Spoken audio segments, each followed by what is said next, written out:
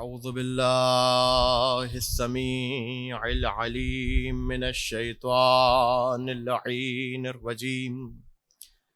بسم الله الرحمن الرحيم. الحمد لله على ما أنعم وله الشكر على ما ألهم والثناء بما قدم من عموم نعم ابتدأها وسبوغ آلاء نسداها وتمام منن والاها جمع عن الإحصاء عددها والنأ عن الجزاء يمدها وتفاوت عن الإدراك يبدها وندبهم لاستزادتها بالشكر لاتصالها واستحمد إلى الخلائق بإجزالها والثنى بالندب إلى أمثالها ثم الصلاة والسلام والتحية والإكرام على صاحب السكينة والمدفون بالمدينة والمنصور المؤيد الذي اسمه في السماوات أحمد وفي الأرضين أبو القاسم محمد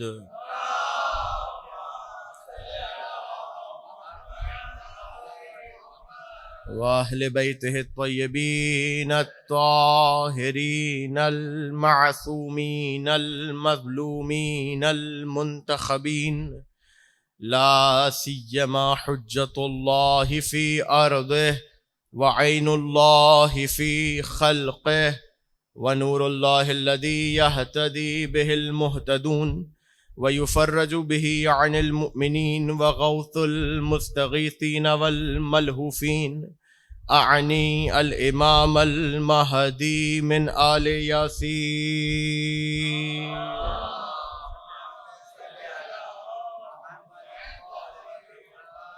واللعنة الدائمة المستمرة على أعدائهم والمقصرين في فضائلهم والشاكين فيهم أجمعين من الآن إلى قيام يوم الدين. أما بعد فقد قال الله في محكم كتابه المبين بسم الله الرحمن الرحيم وإذ قلنا للملائكة اسجدوا لآدم فسجدوا إلا إبليس أبى واستكبر وكان من الكافرين. صلوات پڑھیں محمد علیہ.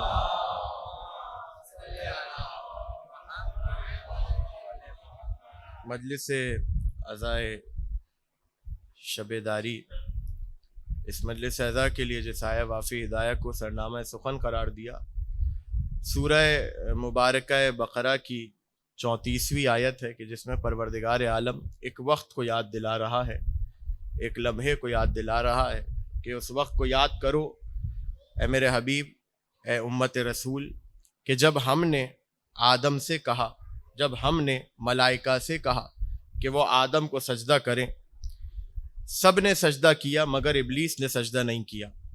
ابا، شدت سے انکار کیا، واستکبرا، خود کو بڑا سمجھا، تکبر کیا، وَكَانَ مِنَ الْكَافِرِينَ، کافر ہو گیا. سادہ سا قضیہ، حضرت آدم کو سجدہ کرنا ہے، سب کو کہا کہ سجدہ کرو، ابلیس نے سجدہ نہیں کیا. سوال یہ ہے کہ ایسی کون سی خاص بات تھی اس قضیے میں کہ پروردگار نے اس کو اتنا تفصیل کے ساتھ سورہ بقرہ میں، سورہ صاد میں اور دیگر آیتوں میں اس کو جگہ دی. آغاز بشریت سے ایک قضیہ ہمارے حوالے ہوا اور اتنا ہی پرانا ہے جتنا بشر پرانا ہے. تو پروردگار کوئی نئی بات کرتا، کرنٹ ایشو پہ کوئی بات کر لیتا، کوئی حالات حاضرہ کا کوئی واقعہ رسول کی زندگی میں جو تھا وہ نقل کر دیتا. پروردگار کی آواز آئی ہماری حجت کا واقعہ ہے، پرانا ہو یا نیا ہو، قیامت تک کے بشر کے لیے ہدایت ہے. لہٰذا یہ باتیں کرنا کہ پرانی باتیں ہو رہی ہیں، نئی بات کوئی نہیں ہو رہی. سرکار علی کا ذکر کبھی پرانا نہیں ہوتا، اور اگر آپ کو پرانا لگ رہا ہے تو پھر آپ اپنا ڈی این اے کروائیے. صلوات پڑھے محمد و آل محمد. لہذا حضرت آدم کے اس قضیے میں جو کہ کئی جہتوں سے اس کے اوپر بحث کی جا سکتی ہے، بزرگ تشریف فرمائیں یقیناً تائید کریں گے اور مجھ سے بہت بہتر جانتے ہیں، اور یہ بات میں واضح کرتا چلوں، جو حضرات مجھے سنتے ہیں وہ یہ بات جانتے ہیں، میرا خطاب ہرگز بزرگوں سے نہیں ہوتا، اس لیے کہ جن سے سیکھا جاتا ہے ان سے خطاب نہیں کیا جاتا، ان سے دعائیں لی جاتی ہیں۔ جوانوں کے لیے محنت ہے اور بچوں کے لیے محنت ہے، بہت توجہ کیجیے گا۔ حضرت آدم کے اس قضیے کو، وقت میرے پاس کم ہے، بہت کوشش کروں گا کہ زیادہ سے زیادہ معروضات آپ کے حوالے کروں جہاں تک ہو سکے گا۔ حضرت آدم کے اس قضیے میں اور مسجود ملائکہ کے اس قضیے میں پروردگار نے ایک نہیں کئی نشانیوں کو رکھا، اور کئی جہت سے اس کے اوپر گفتگو ہو سکتی ہے۔ پروردگار کا حکم دینا یہ ایک الگ بحث ہے، ملائکہ کو حکم دینا یہ ایک الگ بحث ہے، کیوں حکم دینا یہ ایک الگ بحث ہے، مسجود ملائکہ آدم کا قرار پانا یہ ایک الگ بحث ہے، جنہوں نے سجدہ کیا وہ انہوں نے کیوں کیا، اور جس نے سجدہ نہیں کیا اس نے کیوں نہیں کیا، یہ ایک الگ بحث ہے۔ پھر سجدہ نہ کرنے کے بعد جو اس کو عقاب ہوا، سزا ہوئی، وہ ایک الگ بحث ہے۔ یعنی ایک آدم کا قضیہ ہے، نہ جانے کتنی بحثیں مطرح ہو رہی ہیں، کتنے علوم کے سمندر ہیں کہ جو بہہ رہے ہیں۔ ہمیں اور آپ کو یہ غور کرنا ہے کہ پروردگار عالم نے اس قضیے کو قرآن میں رکھا کیوں، اور اگر رکھا ہے تو اس کا مطلب یہ ہے کہ کوئی نہ کوئی ایسا طلسم اس واقعے میں موجود ہے کہ جس کی وجہ سے پروردگار بشر کو مخاطب کر کے کہہ رہا ہے کہ اس قضیے کو دیکھو، اس کے اندر سے عبرت کو حاصل کرو کہ کیا ہوا، کیسے ہوا، جو نہیں ہوا وہ کیوں نہیں ہوا۔ فرمایا اذ قلنا للملائکۃ اسجدوا، ہم نے ملائکہ سے کہا کہ وہ آدم کو سجدہ کریں، سب نے سجدہ کیا، ابلیس نے سجدہ نہیں کیا۔ اب سوال کروں میں آپ سے، میں ابھی مجلس میں اعلان کروں کہ جیسے ہی مجلس ختم ہو، بہت توجہ کیجئے گا، اور میں اس اعتماد پر یہ جملہ آپ کے حوالے کر رہا ہوں کہ اس کی تمہید کی ضرورت نہیں پڑے گی، میں آپ سب کے سامنے اگر یہ اعلان کروں ابھی کہ جیسے ہی مجلس ختم ہو سارے بچے مجھ سے آ کر ملیں، مجلس ختم ہو جائے سارے بچے آ کر مل بھی لیں، ایک جوان کونے میں بیٹھا رہے، میں اس کو بولوں کہ بھائی تم کیوں نہیں آئے ملنے کے لیے، تو وہ کہے گا بھائی ہم بچے تھوڑی ہیں، آپ نے بچوں کو بلایا تھا، تو میرا اس سے سوال کرنا ہی عبث ہے۔ جملہ آپ کے حوالے کر رہا ہوں، میرا اس سے سوال کرنا ہی عبث ہے۔ تو اب سوال یہ پیدا ہوتا ہے کہ خدا نے حکم دیا تھا ملائکہ کو، ابلیس کب سے ملک ہو گیا؟ ابلیس کب سے فرشتہ ہو گیا؟ ابلیس کب سے فرشتہ ہو گیا؟ خدا حکم دے رہا ہے ملائکہ کو کہ تم سجدہ کرو، ابلیس کو ڈانٹ رہا ہے، ڈپٹ رہا ہے، تم نے ما منعک ان تسجد لما خلقت بیدی، اسے سجدہ کیوں نہیں کیا جسے میں نے اپنی قدرت سے خلق کیا۔ ابلیس آگے بڑھ کے، اور وہ بھی آگے بڑھ کر نہیں کہہ رہا کہ پروردگار تو نے ملائکہ کو کہا تھا، مجھے کب کہا تھا؟ یعنی اس کا مطلب یہ ہے کہ خدا کا حکم دینا اور ابلیس سے سوال کرنا اور ابلیس کا اس کے سامنے جواب دینا، ان تمام واقعے میں کوئی نہ کوئی بات ہے جو چھپی ہوئی ہے جس کے اوپر غور کرنا ہے۔ اجازت دیتے ہیں آپ کے حوالے کروں، علماء نے اس کے اوپر بحث کی، علماء نے کہا کہ خدا نے ملائکہ کو حکم دیا تھا تو یہ ابلیس کی کلاس کیوں لی؟ تو انہوں نے کہا دو جواب ہے، دونوں جواب آپ کے حوالے کر دوں۔ پہلا جواب یہ کہ انہوں نے کہا کہ عرش پر جتنے بھی مکین ہیں ان کو ملائکہ کہا جاتا ہے، کیونکہ ابلیس اس وقت عرش پر مکین تھا اس لیے اسے بھی ملائکہ کی صف میں شامل کیا گیا۔ یہ ایک سوال ہے، ایک جواب ہے۔ دوسرا جواب اب آپ کے حوالے کر رہا ہوں اور اس پہ بہت توجہ چاہوں گا جوانوں کی بھی۔ دوسرا جواب لکھنے والوں نے لکھا کہ وہ یہ ہے کہ ابلیس ملائکہ میں نہیں تھا، ابلیس ملائکہ میں نہیں تھا مگر ملائکہ کی صف میں تھا۔ اسی ایک جملے میں پورا جواب ہے، ابلیس ملائکہ میں نہیں تھا مگر ملائکہ کی صف میں تھا۔ کیا مطلب ہوا اس بات کا؟ مطلب یہ ہوا کہ جو جس صف میں بھی ہوتا ہے اس صف کا حکم اس کے اوپر بھی لگتا ہے۔ عبادتیں اتنی کی، سجدے اتنے کیے، خدا کی فرما برداری اتنی کی، چپے چپے پر سجدہ کیا، خدا نے عبادتوں کو دیکھا، رینک بڑھا دیا، درجہ بڑھا دیا، ملائکہ کی صف میں لا کے کھڑا کر دیا۔ اب ملائکہ کے اوپر جو بھی حکم لگے گا، صف کے اوپر جو بھی حکم لگے گا، چونکہ اس صف میں ابلیس کھڑا ہے، اگرچہ ہم جنس نہیں ہے، اگرچہ ان کے قبیلے سے تعلق نہیں رکھتا، لیکن چونکہ صف میں ہے تو جو صف کا حکم ہے وہ اس کے اوپر لاگو ہوگا۔ اگر خدا ملائکہ پر رحمتیں نازل کرے، توجہ کیجئے گا، تو ابلیس پر بھی ہوں گی. کیوں؟ کیونکہ ابلیس رحمت کے صف میں کھڑا ہے. ابلیس رحمت ہونے والی صف پہ کھڑا ہے. اب سمجھ میں آیا؟ جو جس صف میں نظر آتا ہے اس صف پر جب حکم لگتا ہے، اگرچہ وہ ان کے قبیلے کا نہ ہو، اگرچہ وہ ان کی جنس کا نہ ہو، حکم اس کے اوپر بھی لگتا ہے. اسی لیے کہا جاتا ہے کہ صرف تبرہ کرنا ضروری نہیں ہے، علی کے دشمنوں کی صف سے نکلنا ضروری ہے. عذاب آیا تو آپ پر بھی آ پڑے گا.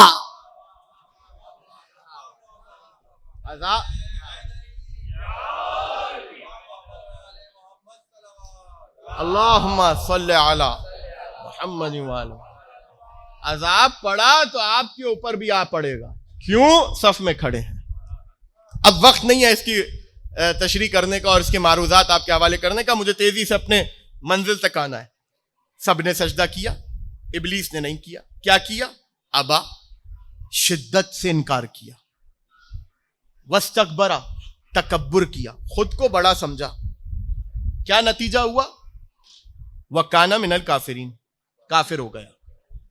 اب یہاں پر بھی دو ترجمے ہیں کانا من الکافرین کے، جلدی سے آپ کے حوالے کر دوں. ایک ترجمہ یہ ہوتا ہے عربی کی لغت کے اختلاف کے ساتھ، گرامر کے اختلاف کے ساتھ.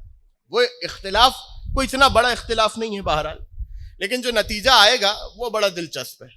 اجازت ہے آپ کے حوالے کروں. کانا عربی زبان میں دو معنی میں استعمال ہوتا ہے. ایک تو ماضی کے معنی میں، ایک حال کے معنی میں.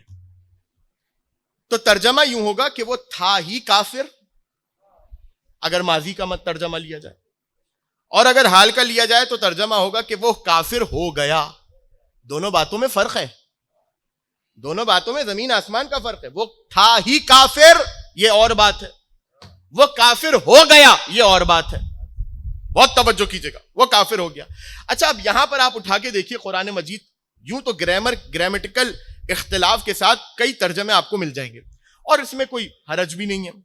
جس کا جتنا علم ہے، جس نے جتنا پڑھا ہے، وہ اسی مطابق ترجمہ کرتا ہے. تبھی مشہور ہے یہ مقبول صاحب کا قرآن. مقبول صاحب کا قرآن مطلب ان کا ترجمہ کیا ہوا، یہ فرمان صاحب کا ترجمہ کیا ہوا، یہ اشرف علی تھانوی کا ترجمہ کیا ہوا، یہ مودودی صاحب کا ترجمہ کیا. تو یہ الگ الگ ترجمے کیوں ہیں؟ اس لیے ترجمے جس نے قرآن کو جیسا سمجھا، اپنے علم کے مطابق، تفسیر علم تفسیر کے مطابق، علم عربی، علم ادبیات کے مطابق، جس نے قرآن کو جیسا سمجھا ویسا ترجمہ کیا. تو اب سوال کروں میں آپ سے، آہستہ سے سوال کروں گا، اسی سوال میں جواب ہے. اگر قرآن کافی ہوتا تو ترجمہ مختلف کیوں ہے؟ اگر قرآن کافی ہوتا تو یہ ترجمہ مختلف کیوں ہے؟ اس ترجمے کا اختلاف بتا رہا ہے کہ قرآن کافی نہیں ہے، ورنہ قرآن ترجمہ بھی ایک ہوتا. ترجمہ کون سا اصل قرآن ہے؟ ترجمہ تو وہ ہے کہ جو میں اور آپ اپنے علم کے مطابق کر دیتے ہیں. ورنہ آپ وضو میں نہ ہو تب آپ ترجمے کو تو چھو سکتے ہیں، قرآن کی آیت کو نہیں چھو سکتے جو عربی متن ہے.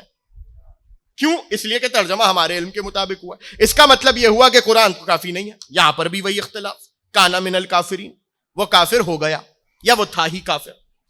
اب وہ کافر ہو گیا یا وہ تھا ہی کافر، اگر وہ تھا ہی کافر تو خدا نے اسے ملائکہ کی صف میں کیوں رکھا؟ دیکھیں، کفر ظاہر ہونا اور ہے، کفر کا دل میں ہونا اور ہے. ملائکہ کی صف میں اپنی صف میں رکھا ہی اس لیے تاکہ کفر ظاہر ہو.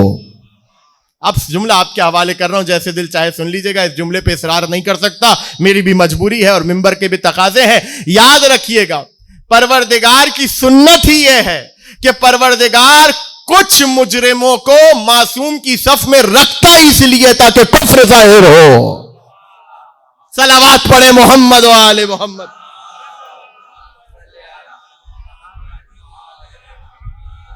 کفر ظاہر کرنے کے لیے. جب کفر ظاہر ہوا، فخرج، نکل جا ہماری بارگاہ سے. کیا کیا اس نے؟ ابا، شدت سے انکار کیا. واستکبرا، تکبر کیا، خود کو بڑا سمجھا. بس تیزی سے آ رہا ہوں منزل کی طرف. ابا، شدت سے انکار کیا. جانتے ہیں یہ لفظ ابا عربی زبان میں انکار کے لیے کئی لفظ ہیں. جہدہ، جہد، جیم، ہائے حلوہ اور دال، یہ بھی انکار کے لیے آتا ہے. انکرا، یہ بھی انکار کے لیے آتا ہے. ابا یہ بھی انکار کے لیے آتا ہے. کئی الفاظ ہیں انکار کے لیے, اس میں سے ایک ہے ابا. ابا یعنی شدت سے انکار کرنا. شدت سے کیا انکار؟ اگر خالی انکار کیا ہوتا تو شاید انکارا یا جحدہ آ جاتا, لیکن آگے سے دلیل بھی دے رہا ہے. انا خیر منہ, میں اس سے بہتر ہوں. خلقتنی من نار وخلقتہ من طین, تو نے مجھے آگ سے خلق کیا, اسے مٹی سے خلق کیا. دلیل دے رہا ہے. یعنی اللہ کے حکم کے آگے اگر کوئی قیاس کر کے انکار کرے تو وہاں لفظ آتا ہے ابا. بات واضح ہو گئی. رسول بیٹھے ہیں مسجد میں, رسول بیٹھے ہیں مسجد میں, اور ایک مرتبہ اصحاب کے مجمع کو چیرتے ہوئے وہ آیا کہ جو ہمیشہ آیا کرتا تھا نبی کی نصرت کے لیے.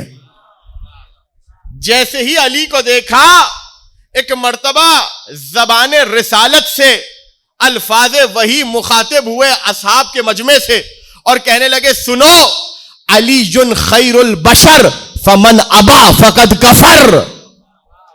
آدم بشر ہے, علی خیر بشر ہے. جس نے اس کا انکار کیا, ابا جس نے اس کا انکار کیا وہ کافر ہو گیا. یہ ابا کا نتیجہ ہے کہ اچھا خاصا عبادت گزار, اچھا خاصا سجدہ کرنے والا, اچھا خاصا خدا کا مواحد بھی اس ابا کے بعد, خدا کے امر کے سامنے ابا کے بعد کافر ہو جاتا ہے. وہاں آدم کا انکار ابلیس نے کیا تو کافر ہوا, یہاں علی کا انکار دشمن نے کیا تو کافر ہوا. علی خیر البشر فمن ابا فقط کفر. علی خیر بشر ہے, یعنی تمام بشر میں سب سے بہتر علی ہے. علی سے بہتر کوئی نہیں ہے بعد رسول. جس نے اس کا انکار, یہ عقیدہ ہے, صرف جملہ نہیں ہے. یہ عقیدہ ہے, جملہ نہیں ہے. جس نے اس امر کا انکار کیا فقط کفر, کافر ہو گیا. اچھا, اسی سے ملتی جلتی ہے ایک حدیث اور ہے, ایک لفظ کے اختلاف کے ساتھ. یعنی یوں کہیے کہ اس حدیث کے دو ورژنز ہیں. ایک تو یہی ورژن علی خیر البشر, دوہرا اس لیے رہا ہوں بار بار تاکہ بچوں کو شاید یاد ہو جائے. علی خیر البشر فمن ابا فقط کفر. علی خیر بشر ہیں, جس نے انکار کیا اور قیاس کر کے انکار کیا دلیل کے ساتھ. نہیں بھائی علی تو افضل نہیں ہو سکتے, فلاں صاحب افضل ہیں. کیوں بھائی؟ نماز پڑھائی تھی. میرے ساتھ ہے نا جوان؟ نماز پڑھائی تھی. اما اگر نماز افضلیت کی دلیل ہے تو آپ سے افضل اور مسلمانوں سے افضل تو ابلیس ہوا. اس سے زیادہ عبادتیں تو آپ نے نہیں کی ہوں گی, مسلمانوں نے تو نہیں کی ہوں گی. آپ سے مراد آپ نہیں ہے. علی خیر البشر فمن ابا فقط کفر, ایک ورژن. دوسرا ورژن علی خیر البشر فمن شک فیہ فقط کفر. علی خیر بشر ہیں, جس نے اس میں شک کیا وہ کافر ہو گیا. اب کوئی کہے مولانا یہ کیسے ہو سکتا ہے, ایک ہی حدیث اور دو ورژن. نہیں, ہمیں اعتبار نہیں ہو رہا حدیث کے اوپر. یہ کیسے ہو سکتا ہے؟ رسول نے 2 مرتبہ کہا ہو اور مختلف حدیث کہی ہو. دیکھیں, اگر کانٹرڈکشن ہو, تضاد ہو تو سمجھ میں آتا ہے کہ آپ کسی ایک کو اختیار کریں, لیکن اگر تضاد نہ ہو تو پھر اختیار کرنے میں, دونوں کو اختیار کرنے میں مشکل کیا ہے؟ بہت توجہ کیجئے گا. یہ کیسے ہو سکتا ہے؟ ہمیں یقین ہے. مطلب علی کے معاملے میں آ کر وہ جو عقل کے گھوڑے دنیا بھر میں دوڑ رہے ہوتے ہیں, یہاں پر آ کر ان کی ٹانگیں ٹوٹ جاتی ہیں. عجیب بات ہے. سرکار کیوں نہیں ہو سکتا؟ رسول اگر علی کے لیے ایک حدیث لفظوں کے اختلاف کے ساتھ 2 مرتبہ بیان کریں تو کیوں نہیں ہو سکتا؟ کوئی آپ کے بڑوں کی تعریف تھوڑی ہے کہ رسول ایک ہی مرتبہ کریں. جملہ آپ کے حوالے کر رہا ہوں. آپ کے بڑوں کی تعریف تھوڑی ہے کہ علی رسول خدا علی کے لیے ان کے لیے ایک ہی مرتبہ کریں. رسول یوں کہیے کہ رسول نے تو اپنی زندگی میں علی کی فضیلت کو بتانے کا کوئی موقع جانے ہی نہیں دیا. جملہ آپ کے حوالے کر رہا ہوں, ضائع نہ ہونے پائے. جو موقع ملے وہ الگ, اور جہاں پر موقع نہیں ملا وہاں لوگوں کو پکڑ کے بلایا. جو پیچھے رہ گئے ہیں آگے بلاؤ, جو آگے جا چکے ہیں پیچھے بلاؤ. من کنت مولا فہذا علی مولا.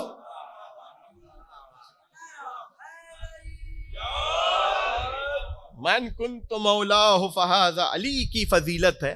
موقع ملے نہ ملے بیان کرنی چاہیے. یہ ہم نے نبی سے سیکھا ہے، یہ ہم نے نبی سے سیکھا ہے.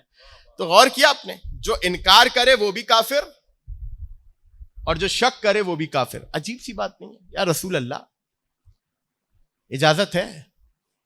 یا رسول اللہ شک کرنے والا بھی کافر اور انکار کرنے والا بھی کافر. شک کرنے والے کے لیے تھوڑی سی تو گنجائش ہونی چاہیے.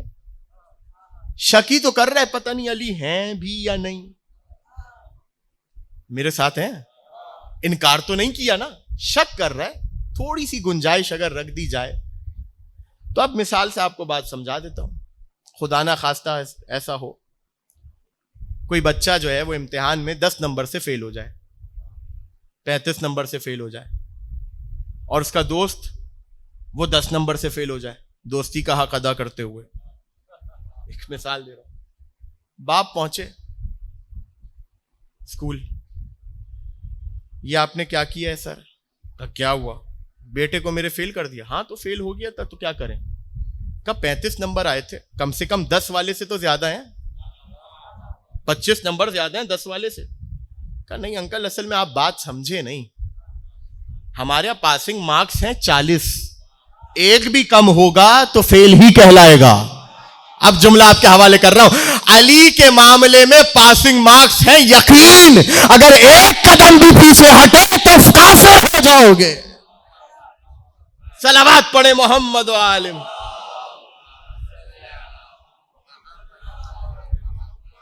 ایک قدم بھی اگر پیچھے ہٹا تو کافر ہو جاؤ گے. یہ ہے مقام ابا کا کہ جس نے انکار کیا وہ کافر ہو گیا. اب جملہ سنیے اور میں بس تیزی سے اپنے ممدوح کی طرف. دیکھیں آدم کو فرشتوں نے سجدہ کیا اور ابلیس نے سجدہ نہیں کیا.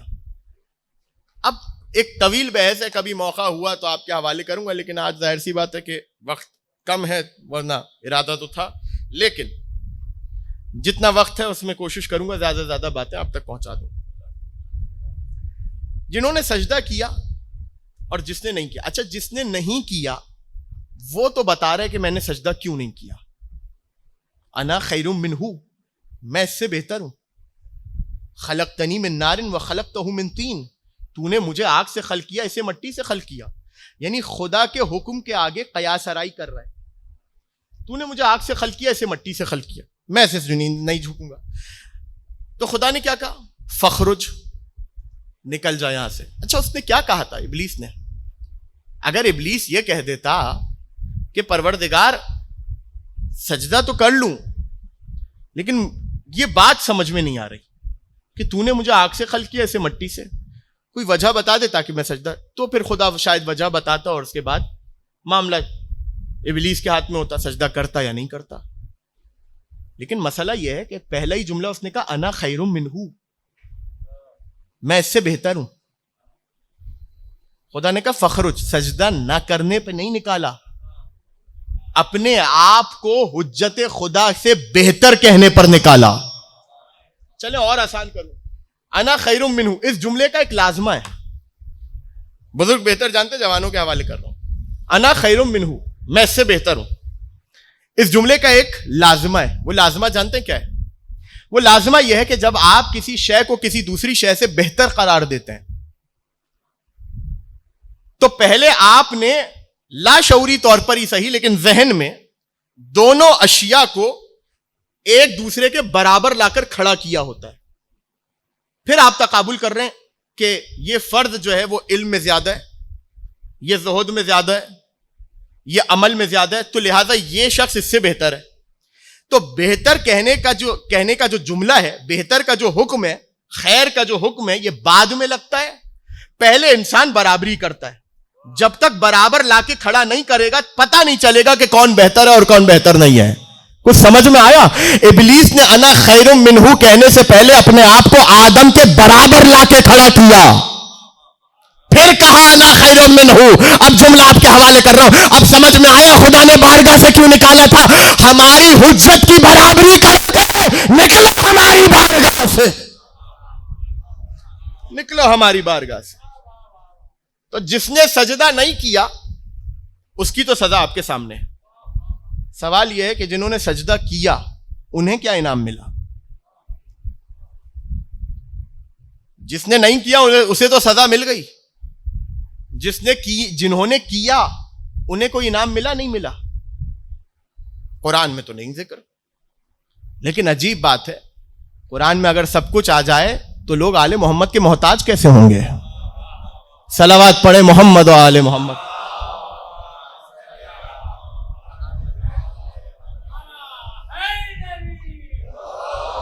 پہلے تو یہ سمجھیں، اب بحث ہوتی ہے کہ وہ سجدہ تعظیمی تھا کہ وہ سجدہ عبودیتی تھا. اس بحث میں پڑھنے سے بہتر ہے کہ انسان کوئی اور کام کر لے. دیکھیں، امر الہی تھا تو عبودی تھا، آدم کے لیے تھا تو تعظیمی تھا. مولانا جمع کیسے ہوں گی یہ دونوں باتیں؟ یہ بحث شیخ صدوق نے ایک جملے کے اندر ہی فارغ کر دی. اجازت ہے وہ جملہ آپ کے حوالے کروں؟ انہوں نے کہا ذالک السجود للہ عبودیتاً ولآدم طاعتاً ولما فی صلبہ تعظیماً. سجدہ ایک تھا، عبودی تھا کہ تعظیمی تھا؟ انہوں نے کہا سجدہ ایک تھا مگر کام تین کر رہا تھا. اللہ کی عبادت کر رہا تھا، آدم کی اطاعت میں تھا، اور جو آدم کی صلب میں تھا اس کی تعظیم میں تھا. اب جملہ آپ کے حوالے کر رہا ہوں، ضائع نہ ہونے دیجیے گا جملہ. یعنی اس کا مطلب یہ ہوا کہ بسا اوقات نماز کا سجدہ تو نہیں ہے. خدا نے تو نہیں کہا کہ پہلے رکوع کرو، قیام کرو، اس کے بعد سجدہ کرو. نہیں، خدا نے کہا سجدہ کرو. ہماری ولایت آدم کے وجود سے ظاہر ہو رہی ہے. اپنی پیشانیوں کو جھکا دو. جنہوں نے سجدہ کیا ان کو کیا انعام ملا، اور جنہوں نے سجدہ نہیں کیا انہیں کیا عذاب ملا؟ یہ بحث تو بعد میں، پہلے تو یہ طے کرے کہ وہ سجدہ کیا تھا. شیخ صدوق علیہ الرحمہ نے فرمایا کہ سنو، وہ سجدہ ایک تھا، کام تین کر رہا تھا. بعض اوقات سجدہ ایک ہوتا ہے، کام کئی کر رہا ہوتا ہے. اور خبردار فتوے نہ لگانا، اگر نجف میں کوئی علی کی ڈیوڑی پر سجدہ کر اللہ کی عبادت کر رہا ہے، اللہ کی تعظیم کر رہا ہے.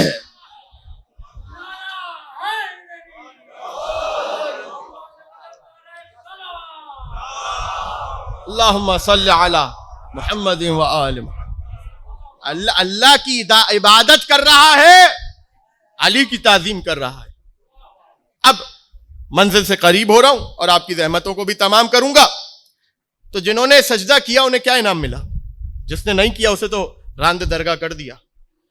نکل ہماری ولایت سے، نکل ہماری رحمت کے صاحبان سے. جنہوں نے سجدہ کیا انہیں کیا انعام ملا؟ دیکھیں، سجدہ ہے کیا چیز؟ تمام عبادتیں جو خالصتاً اللہ کے لیے ہیں. ایک عبادت تو وہ ہے جو بالواسطہ کی جاتی ہے، ایک وہ عبادت وہ ہے جو بلا واسطہ کی جاتی ہے. بالواسطہ کسی غریب کی مدد کرنا، بیمار کی عیادت کرنا، ماں باپ کے چہرے کو مسکرا کر دیکھنا، ان کے ساتھ احسان کرنا، اچھائی کرنا، نیکی کرنا، کسی مومن کی حاجت روائی کرنا. یہ تمام کی تمام چیزیں واسطہ بن رہی ہیں عبادت کا. یہ ہے عبادت بالواسطہ. ایک عبادت وہ ہے جو بلا واسطہ ہے. نماز آپ پڑھ رہے ہیں خالصتاً خدا کے لیے، کوئی واسطہ نہیں ہے. روزہ رکھ رہے ہیں خدا کے لیے، کوئی واسطہ نہیں ہے. یہ وہ عمل ہے جو خالصتاً خدا کے لیے جا رہا ہے، یعنی خدا تک جا رہا ہے. باقی اعمال وہ ہیں جو کسی بندے سے ہو کر خدا تک جا رہے ہیں. یہ عمل وہ ہے جو خالصتاً خدا تک جا رہا ہے. ان تمام اعمال میں افضل ترین عمل کون سا ہے؟ روزہ ہے، حج ہے، زکوٰۃ ہے. افضل ترین عمل کون سا ہے؟ نماز. تقرب الہی کا سب سے افضل عمل کون سا ہے؟ نماز. نماز کے کئی ارکان ہیں. ان تمام ارکان میں افضل ترین رکن کون سا ہے؟ سجدہ. یعنی انسان رکوع بھی کرے، انسان قیام بھی کرے، انسان قنوت بھی پڑھے، جلسہ استراحت بھی کرے. یہ تمام کی تمام چیزیں تقرب الہی کا سبب ہیں. لیکن وہ چیز جو سب سے زیادہ خدا کے قریب کرتی ہے وہ ہے سجدہ. جو چیز خدا سے قریب کرنے کے لیے بلا واسطہ سبب قرار پائی، خدا نے اسی سجدے کو سبب قرار دیا اپنی حجت کے سامنے جھکوانے کا، اور اپنی ولایت اور اپنی توحید کا امتحان لینے کا. سجدہ کرو. رکوع نہیں کرنا آدم کے سامنے، قیام نہیں کرنا، آدم کو تعظیم کر کے سلام نہیں کرنا. سجدہ کرو. توجہ کیجئے گا، سجدہ کرو. تو سجدہ پیشانی جھکا کر ہوتا ہے. فرشتوں کی، اجنہ کی اور انسانوں کی عبادت میں سجدہ اس کیفیت کا نام ہے جس میں پیشانی جھکائی جائے. کہاں؟ زمین کی طرف، آسمان کی طرف نہیں، زمین کی طرف. تو کوئی تو ایسی زمین ہونی چاہیے نا کہ جہاں پر ملائکہ نے سجدہ کیا ہو. آخری منزل آ رہی ہے. کوئی تو ایسی زمین ہو کہ جہاں پر ملائکہ نے سر کو جھکایا ہو. جب امام سے پوچھا کامل الزیارات، جب امام سے پوچھا کہ وہ زمین کون سی تھی جہاں ملائکہ نے آدم کو سجدہ کیا، امام نے کہا اس پورے خطے میں کوئی نہیں سوائے نجف کے. اب سمجھ میں آیا کہ ملائکہ کو انعام ہی یہ ملا کہ علی کی سرزمین پر سجدہ کرنے کا موقع ملا، اور ابلیس کی بدبختی یہ تھی کہ علی کی سرزمین سے محروم ہو گیا. یاد رکھیے گا، شیطان پوری دنیا میں سجدہ کر سکتا ہے، معصوم کی زمین پر سجدہ نہیں کر سکتا.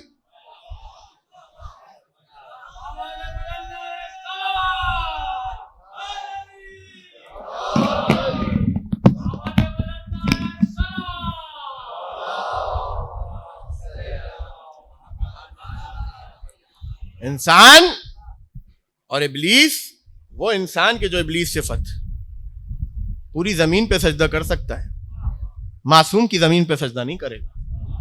کیوں؟ علی جیسا ساجد ہو تو دکھاؤ. اس زمین کو افتخار کیوں حاصل ہے؟ علی جیسا ساجد موجود ہے. کربلا کو افتخار کیوں حاصل ہے؟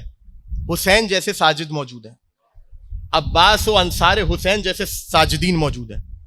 ہر زمین معصوم کے سجدے سے مزین ہو رہی ہے. بہت توجہ کیجیے گا. دیکھیں، ہم اور آپ سجدہ کرتے ہیں نا، ہماری بندگی ثابت ہوتی ہے. علی سجدہ کریں تو اس کی توحید ثابت ہوتی ہے. ہم سجدہ کریں تو ہماری بندگی ثابت ہوتی ہے. حسین سجدہ کریں تو اس کی توحید ثابت ہوتی ہے. توجہ کیجیے گا. بس آخری منزل آ گئی اور آپ کی زحمتوں کو تمام کیا. علی بہت بڑے ساجد ہیں، حسین بہت بڑے ساجد ہیں، ملائکہ بہت بڑے ساجد ہیں. یعنی وہ سجدہ جو ملائکہ سے چلا انبیاء تک آیا. آدم سجدہ گزار ہیں، نوح ساجد ہیں، ابراہیم ساجد ہیں، موسیٰ ساجد ہیں. یہ سب ساجد ہیں، سید الساجدین نہیں ہے. یہ سب ساجد ہیں، سید الساجدین نہیں ہے. اب جہاں تک بات پہنچ جائے. سب ساجد ہیں، سید الساجدین نہیں ہے. سید الساجدین کون ہے؟ امام زین العابدین علیہ الصلاۃ والسلام.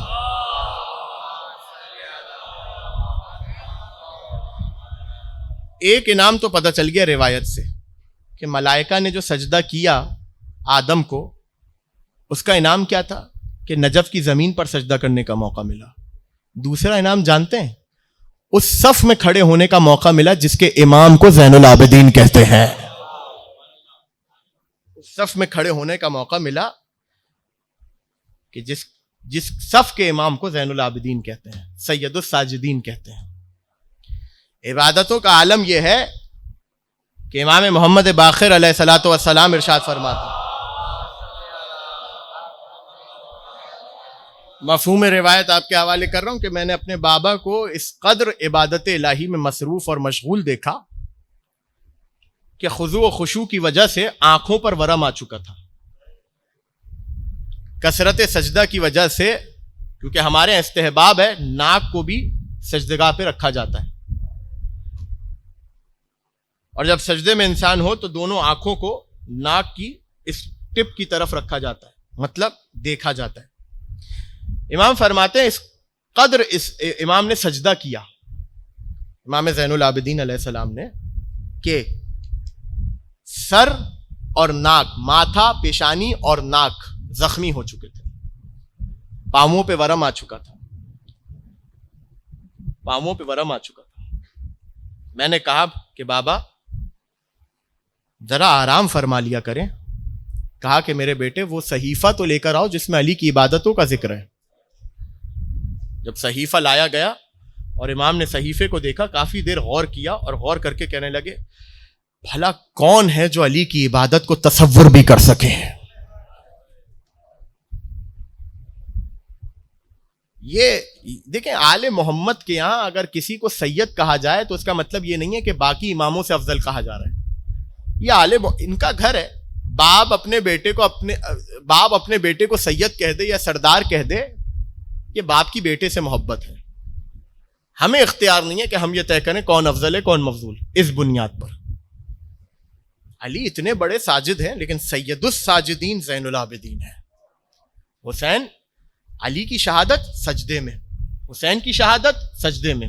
حسن سے بڑا ساجد ہوگا کوئی؟ سیدہ سلام اللہ علیہا, کیا ان سے بڑا ساجد ہوگا کوئی؟ لیکن جب قیامت میں زین العابدین اور سید الساجدین کہہ کر پکارا جائے گا تو اہل بیت اس شخصیت کے احترام میں پیچھے رہیں گے, سید سجاد کو آگے بڑھائیں گے, سید سجاد کو آگے بڑھائیں گے. یہ محبت ہے, یہ الفت ہے. کیوں؟ اس لیے کہ مصلی پر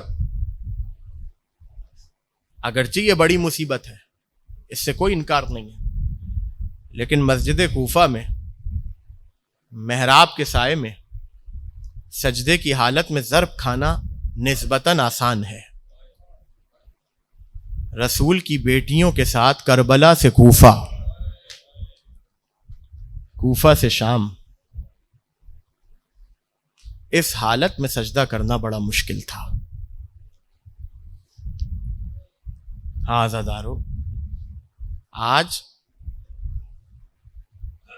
یوم شہادت ہے آپ کے اس امام کا, مظلوم ترین امام, صابر ترین امام. روایتوں کے جملے ہیں کہ جب پانی کو دیکھتے تھے تو رو پڑتے تھے, جب کھانے کو دیکھتے تھے تو رو پڑتے تھے. ایک عام بشر جتنا بھی ادراک میں قوی ہو جائے ان مصائب کو درک نہیں کر سکتا جو سید سجاد نے اپنی آنکھوں سے دیکھے ہیں, جو سید سجاد کے اوپر گزرے ہیں. ان مصیبتوں کا ادراک نہیں ہو سکتا جو سید سجاد پر گزری ہیں. بعد کربلا 35 سال زندہ رہے اور خون کے آنسو روتے رہے. کبھی بابا حسین کو یاد کیا, کبھی چچا عباس کو یاد کیا, کبھی اپنی بہن سکینہ کو یاد کیا. جب پوچھنے والے نے پوچھا مولا سب سے زیادہ مصیبتیں کہاں ٹوٹی, 3 بار کہا الشام الشام الشام. عزادارو جانتے ہیں شام میں کوئی ایک مرحلہ میں نہیں طے کر سکتا کہ اس میں سید سجاد پہ زیادہ مصیبتیں گزری, لیکن جتنی روایتیں موصول ہوئیں, جتنی روایات مقتل میں لکھی گئیں, مقاتل میں لکھی گئیں, ان روایتوں کے بعد کچھ روایتیں ایسی ہیں کہ جو دل کو چیر دیتی ہیں. شام میں دارالامارہ کے باہر ایک مسجد تھی, اس مسجد کے آگے ایک چبوترا تھا. عزادارو گریے کا حق ادا کرنے کی کوشش کیجیے گا اگر بات سمجھ میں آ جائے, اس لیے کہ میں اہل بیت کے مصائب کو بڑے کھلے الفاظ میں پڑھنے کا عادی نہیں ہوں اور نہ ہی قائل ہوں. تو جہاں تک میں روایت آپ کو سمجھا سکا میں سمجھا دوں گا, باقی آپ جانیں اور آپ کا گریہ جانیں. مسجد کے باہر ایک چبوترا تھا. جب بھی کوئی قیدی قید کر کے شام لایا جاتا تھا, اس قیدی کو یا ان قیدیوں کو اس چبوترے پر بٹھا دیا جاتا تھا. نمازی حسب معمول نماز پڑھ کر باہر آتے تھے اور قیدیوں کو دیکھ کر ان کی قیمتیں لگاتے تھے, غلام خریدتے تھے, کنیزیں خریدتے تھے. اللہ اکبر. جب آل رسول کا لٹا ہوا قافلہ پہنچا ہے اور اسی چبوترے پہ لے جا کر میرے مولا کو اور اس قافلے کو بٹھایا گیا ہے نا عزادارو, نمازی حسب معمول نماز پڑھ کر باہر آئے اور ایک نمازی نے بلا توقف پہلا اشارہ علی کی بیٹی کی طرف کیا یہاں اس کی انگلی کا اٹھنا تھا، وہاں سید سجاد نے بیڑیوں کو سمیٹ لیا اور ایک مرتبہ کلیجہ تھام کر رو کر کہنے لگے او ملعون، یہ علی و بطول کی بیٹیاں ہیں، اجرکم علی اللہ، اجرکم علی صاحب الزمان۔ عزادارو کیا کیا ستم نہ ہوئے اور کیا کیا ستم نہ سہے، کربلا کا ستم سہا، کوفے کا ستم سہا، اور اب شام کا دربار ہے جہاں شرابیوں کا مجمع ہے، کئی ریاستوں کے امراء بیٹھے ہوئے ہیں، اور ایک مرتبہ اسی مجمع میں علی و بطول کی بیٹیاں آئی ہیں۔ سید سجاد کے ہاتھوں میں ہتھکڑیاں ہیں، پیروں میں بیڑیاں ہیں، کمر میں لنگر ہے، گلے میں خاردار توق ہے، اور عزادارو ایک مرتبہ جب سکینہ کو کسی نے کنیزی میں طلب کیا، ایک مرتبہ روح سجاد تڑپ گئی، آگے بڑھ کر کہنے لگے یزید ذرا تو رحم کھا، میری بہن بڑی چھوٹی ہے۔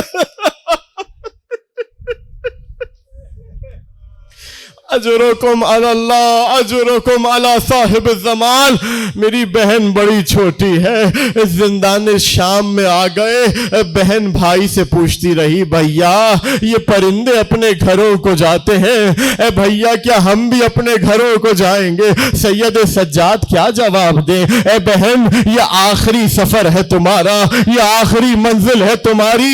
ہاں عزادارو یہ منزلیں بڑی سخت تھیں سید سجاد پر، یہ منزل بڑی کڑی تھی سید سجاد پر، اور سب سے مصیبت کی کڑی کون سی تھی؟ جب بیڑیوں کو سمیٹ کے بہن کا زخمی لاشا اٹھا کے قبر میں اتار رہے ہیں۔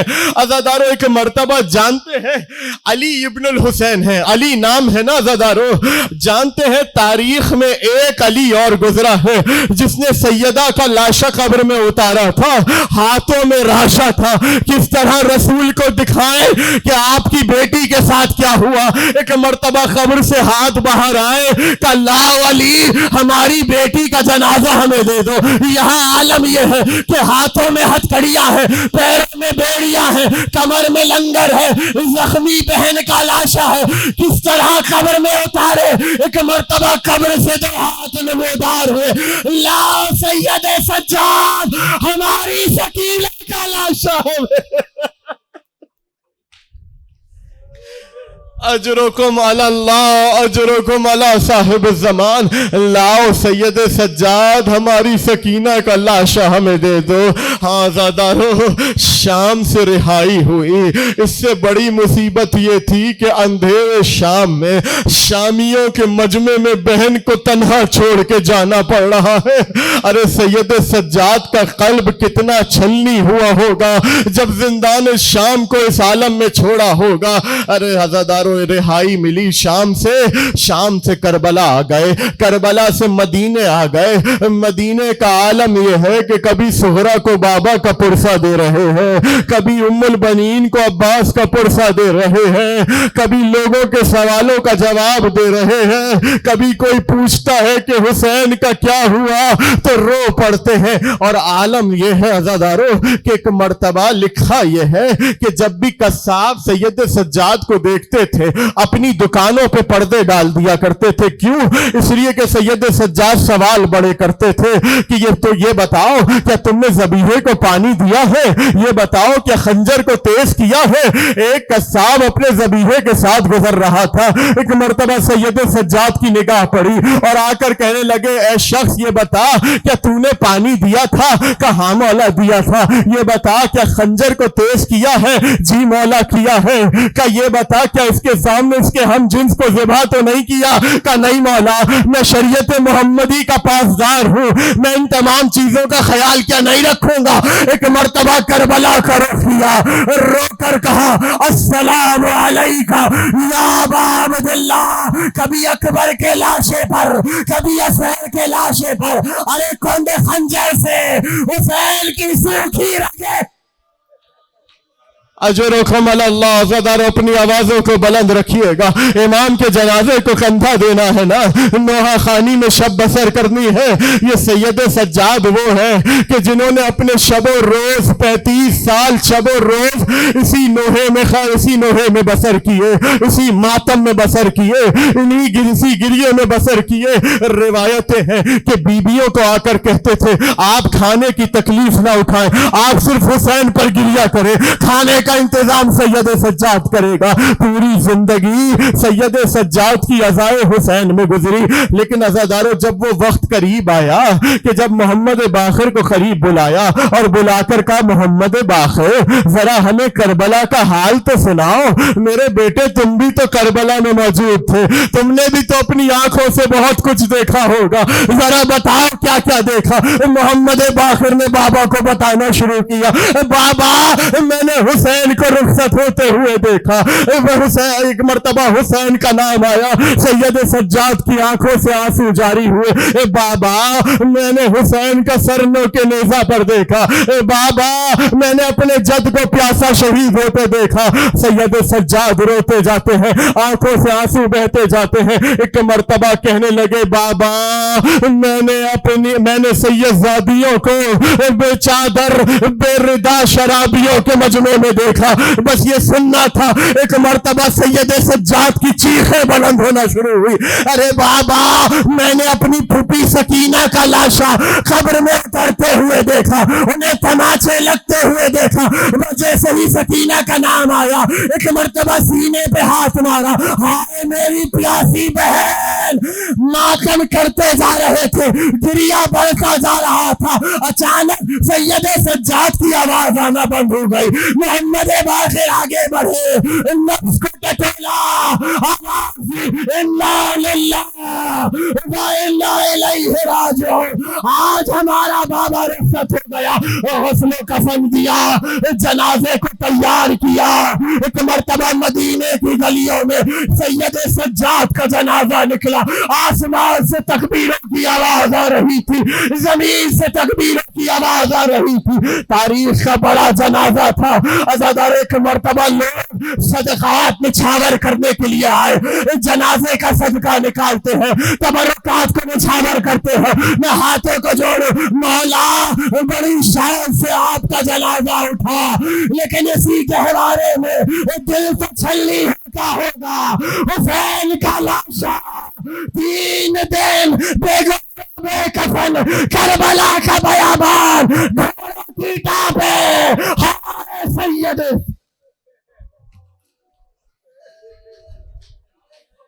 मातम हुसैन।